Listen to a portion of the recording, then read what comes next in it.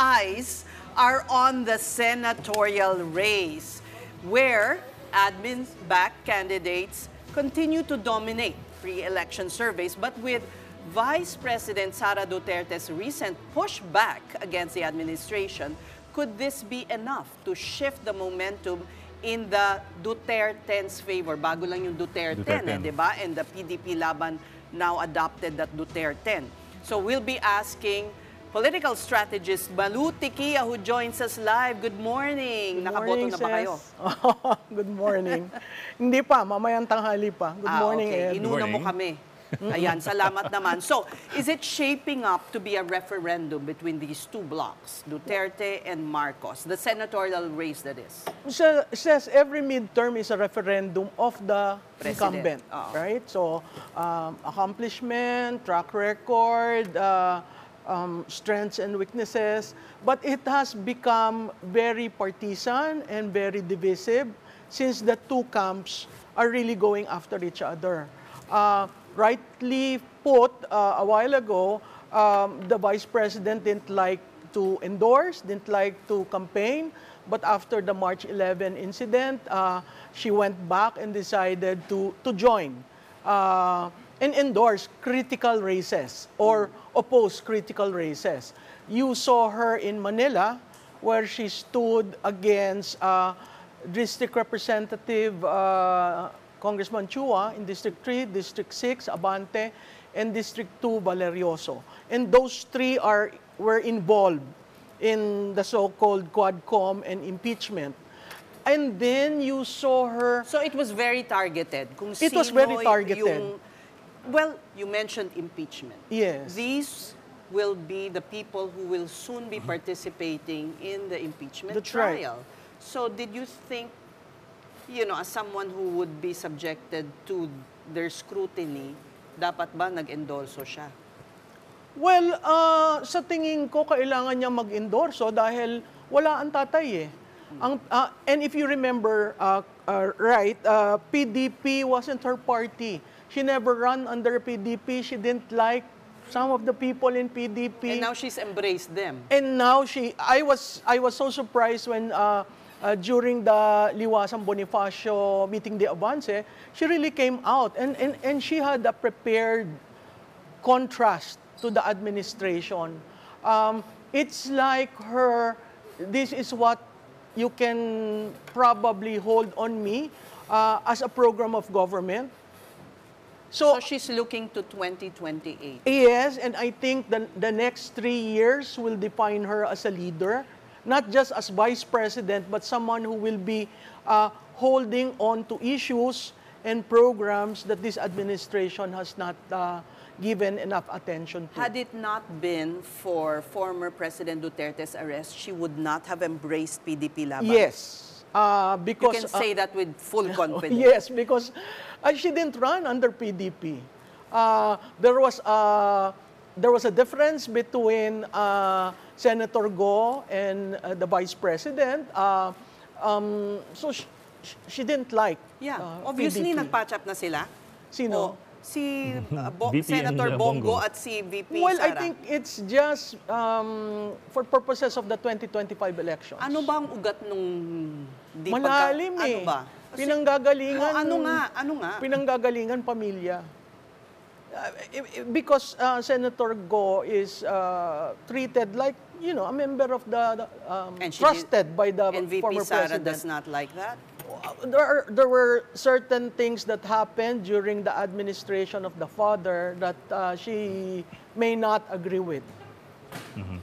What about the endorsement of Aimee? And sabi natin si Camille, would that have happened if not for the arrest or the surrender that's a very good question. Duterte?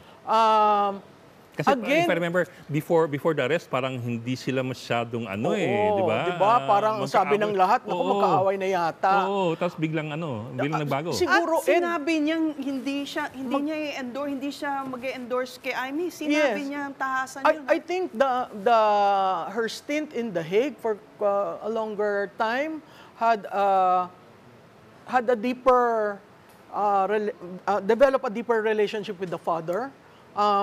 And she was saying that now we had a chance to talk. And I guess that's why the father said, umuwi ka na.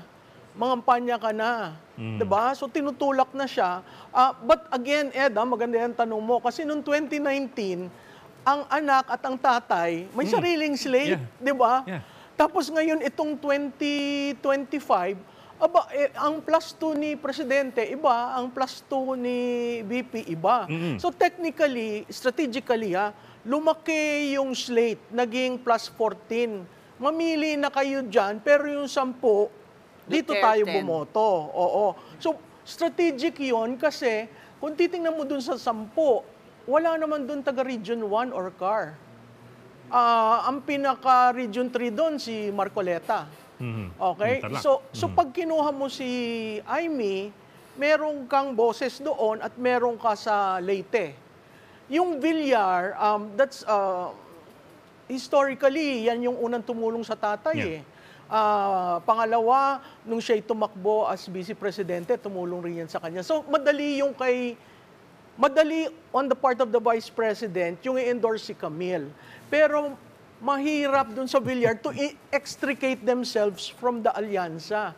So, I was so surprised when Nationalista came up with their own proclamation. And the President was wishy-washy on did he want her in or out? Minsan di niya babanggitin. Minsan meron rin namang babanggitin. At saka yung graphic, yung optics, nakikita mo nawawala yung mga picture sa background.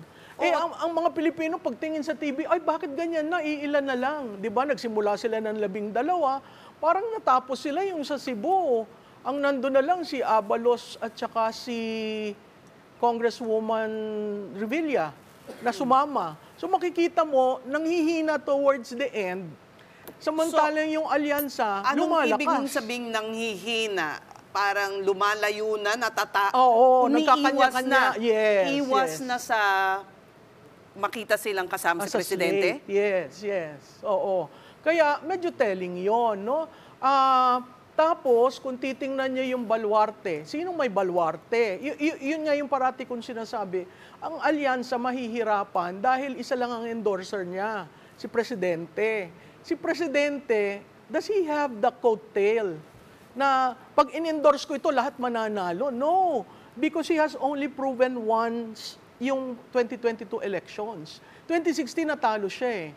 Pero kung titingnan mo ang Duterte, from 2016, nanalo si Presidente. Midterm, pinatakbo si Go at saka si Bato. So tracer nila yon. Yung bang baluarte natin, nandiyan pa. Tapos tumakbo si VP. So you're talking of 51 provinces out of the 81 provinces na may Duterte support. But mahina siyempre sa Luzon. Okay. Nung yung mga surveys pagkatapos nung aresto kay Duterte, talagang makikita mo yung effect, no? Yung parang suction effect is what Alan Herman called it. Pero it was waning na towards the end of April. Would you say that? Yeah, I agree with that. Because, again, PDP doesn't have the machinery nor the money to sustain. If you notice, when si Lourdes was discussing, saan umikot? Ang alyansa umikot sa 35 provinces. Ang PDP, kung sinong gusto mag-host, kung sinong gusto magbigay ng stage, doon kami. Pero after March 11, after the March 28, yung birthday, nakikita mo maraming local na biglang, magbibigay kami ng stage, magbibigay kami ng doon mo nakikita maski local, yes. Lumalapit na Lumalapit sa PDP. na at nag-o-offer na. Kagaya ng sino yung mga local na to na dating makaalyansa, biglang makikita mo medyo, delikado to sa Nueva PDP Ecija. Ang Pampanga dati tahimik. Ang Quezon. So makikita mo yung unti-unti sa local, sandali lang, nakikita namin sila may tao, walang ayuda. Sila organic. Paano ko sasagutin ang constituent ko? Kung ako'y namimigay, siyempre akalain nila continue yung... Alam mo, ang dami kasi na extraneous variables na inintroduce sa 90-day campaign period. Kaya napakahirap sa incumbent na makontrol mo doon sa 90-day, hindi naman factored in yung March 11. Hindi naman factored in yung kwan ng tao na makipag-birthday ng March 28. Hindi naman factored doon yung mga suspension. Yung pagsubok ng 20 kilo na bigas. Oo, yan ay makikita mo. Bakit naman sa Visayas? Kasi based sa data, survey data, mahina ako. So dadalhin ko doon. Pero hindi nila inayos ang exemption. Yes, with COMELEC. Kasi it requires the approval of the local dahil yung subsidy, hati sila. So maraming pinag-isipan, maraming tactics, pero hindi measured. Hindi pinag-aralan pag ito ba in-introduce natin, anong impact. Doon sa 90 days, ngayon lang ako nakakita ng kampanya na napaka-wild. Wild? Wild. Kasi kung ano-anong ini-introduce eh. Tapos wala kang, kunyari kayo, veterano na kayo. O, what comes to your mind? Ano ang number one issue ng alyansa? Diba? Dapat poverty. They were unable to communicate correctly. No, and also the surveys showed that, hunger was on the rise. Poverty also, figures went up. Yes. So kung, as you are saying, it's a referendum on the incumbent, medyo tagilid. At saka pag nandun si Presidente, gusto ni Presidenteng sumama sa lahat ng sortie, ano yung sinasabi mo na accomplish mo? Diba? It's a referendum. Balik tayo kay Gloria. Si Gloria nung midterm, galit ang tao. Diba? Naging si Joker lang yata ang nanalo noon. Oo. 11-1. Pero what is your prediction? Ako, kung titingnan mo kasi may command vote, tatlong bagay works for PDP. You have the command vote of the Iglesia, you have the command vote of the Dutertes, and you have the command vote of Pastor Kibuloy. So if But you put he's them not even in the surveys, ha? Oo, but the people, his yeah, but how many is that? church, in the millions. Let me ask you about something that is not part of the 90-day campaign period talaga to begin with. But actually, it's something that did not happen nga eh. Remember, nung pagkatapos ng impeachment ni VP Sara, dinefer ni SP Escudero, yung impeachment trial, yeah. and moved it to possibly August, di ba? After SONA. How did that factor in, or how did that not factor in dun sa, I mean, in other words, And what could have happened kung saan tinuloy yun nung Let March, me interrupt April? your question because we are now showing VP Sara voting. Nawala. Okay, let's wait. Continue your question, and then we'll just bring in the video of the voting. Kung natuloy yun, how would that have affected? Ay, naku, Ed, lalo magagalit ang tao. Kasi ang dami nilang ginagawa, campaign na. Hindi ba tayo traditionally, pag campaign, nakafocus sa kampanya, nakafocus sa messaging. Pero kung nakikita mo ang estado, ipit ka ng ipit. Diba? So, mas lalo magiging tama in a way yung desisyon ni SP. Ni SP na wag na nating isama to sa kaguluhan. Oh, sorry, Ms. Malu. At this point, we have to bring in Bril Montalvo for the latest on the elections in Davao City, the bailiwick of the Dutertes. Bril, anong meron dyan? Bril, can you hear us? Apparently, VP Sara is now casting her vote in Davao. We'll bring you that video as soon as we're seeing it right now, right? Hindi lang makareport siguro si Bril dahil nga, hindi na tayo naririnig at abala siya sa pagkuha. Alam mo naman ang ating mga mojos. Multitasking ang ginagawa nila. But the camera is outside the voting precinct, of course. Yan, hinuhugot lang. At mukhang nag-aabang pa ng balota. Malu, kapansin-pansin ang pagkaiba ng pagpapakita ni VP Sara from the time when she was, appeared online in her press conference, very angry, very emotional, and then lately, mahinahon. Yeah, since the arrest, parang nagbago yung mood, nagbago yung tono, nag-shift. Was that deliberate? Bril, we have Bril now. Bril, Can you hear us? Bril, dinig mo kami? Yes, Bok. Ayun, si Bril. Narinig kita. Sige, Bok. Ratsadahan mo kami. Ano nangyari dyan?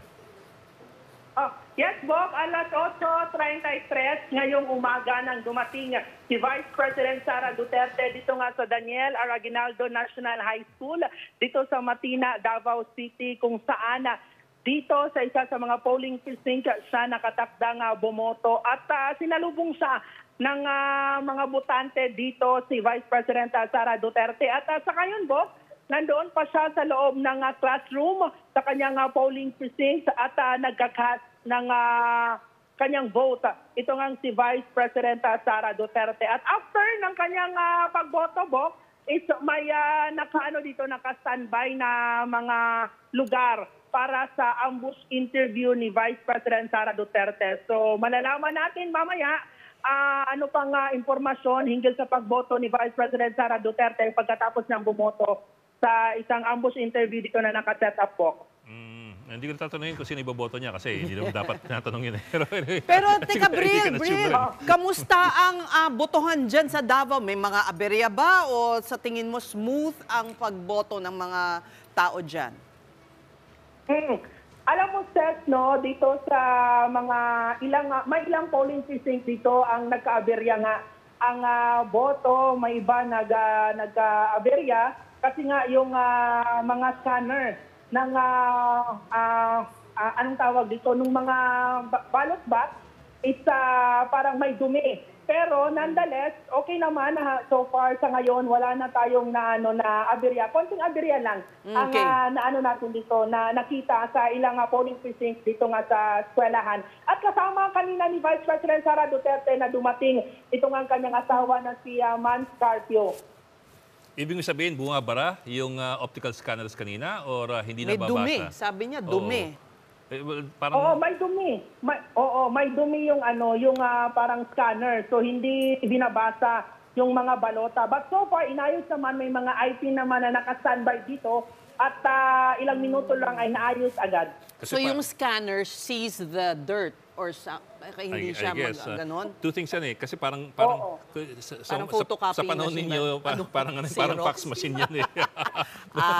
Yung fax machine dati, di ba yung lumang fax machine? Bumabara yan, pag mag-e-error yan, pag malagkit yung...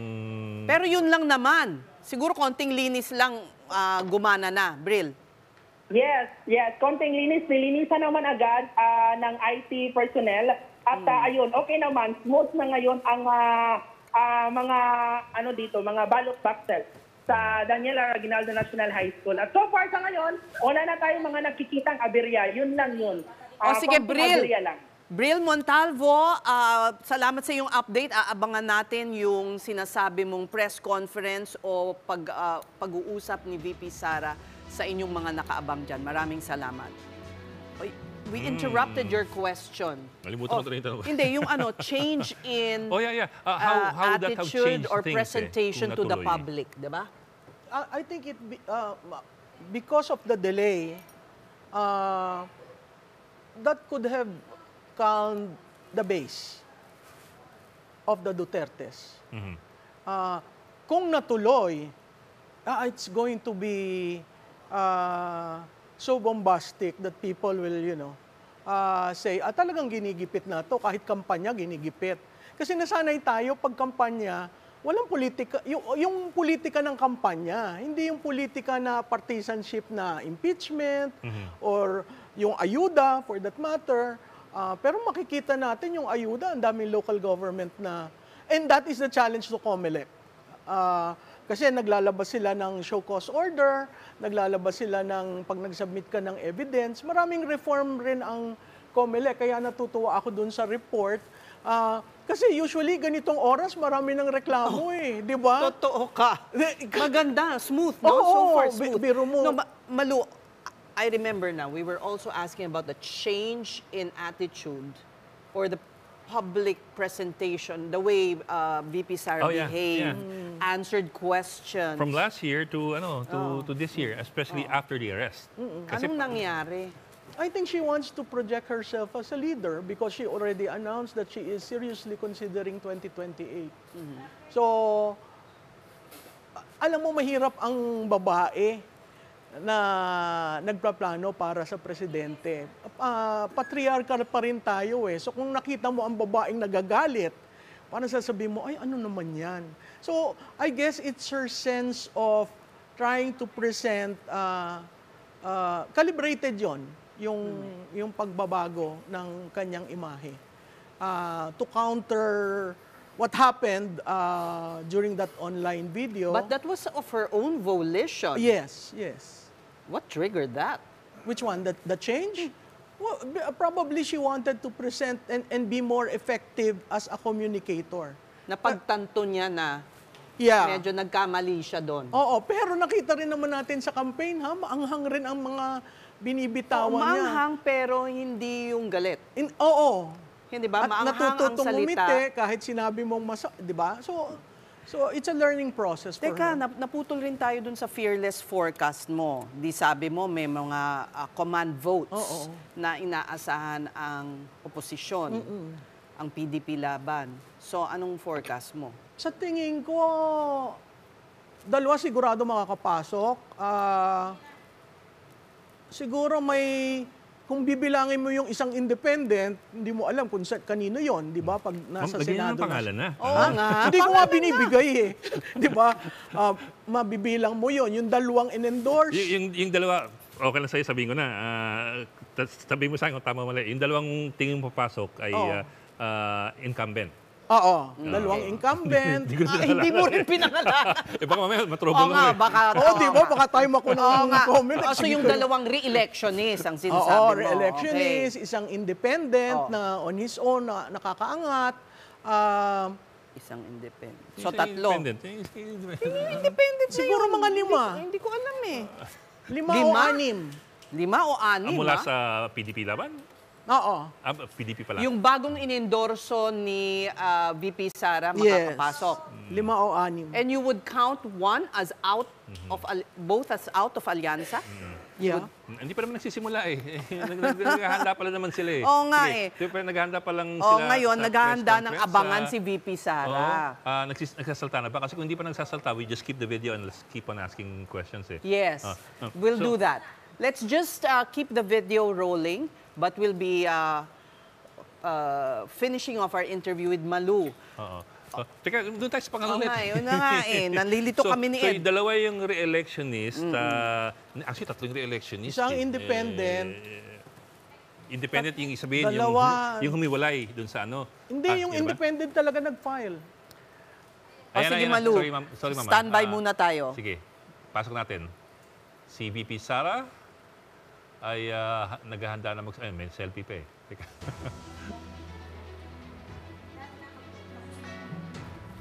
Okay, tapos na bumoto at ngayon ay kakausapin na niya ang mga kasamahan natin dyan. It took a short while, Mabilis na naman eh. Mabilis, Mabilis na naman eh. Shading lang. Alam mo, iba kasi yung panahon mo na... Alam mo, hindi na ako sanay mag-cover ng ano eh. Usually, anong reklamo dyan? Hindi mahanap ang press eh. Di ba? Parang buong umaga, dun ang coverage. Ang kaibahan ngayon, wala nang sulat-sulat, tapos wala nang karatula, tapos hindi kahit naman noon na automated. Isang ganun, tapos isang cross ng ganun. Sige, okay. Sa kanila.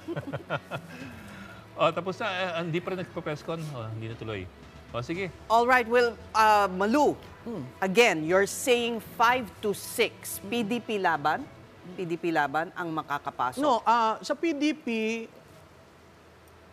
siguro 4. 5. Yung isa independent. Hindi, yung isa independent kaya 6. Kaya nga. So 5 plus 1. Pero hindi siya PDP. Pero ba natin lagyan ng pangalan na? Yung independent na yan sinasabi mo. Pangalanan mo na. Mahirap. Sige, panghuli na lang na... How many? Let's have your parting shot before you go head to the precinct. Well, sa mga nanonood sa inyong show, bumoto po tayo. Nabalitaan ko, mataas ang turnout ngayong umaga, lalo na nung 5 a.m. Patuloy po kayong pumunta sa inyong presinto. Bumoto po tayo para sa kinabukasan ng ating bansa ito at para sa bansa natin. Alright, thank you very much, Malu Tikia. Maraming salamat.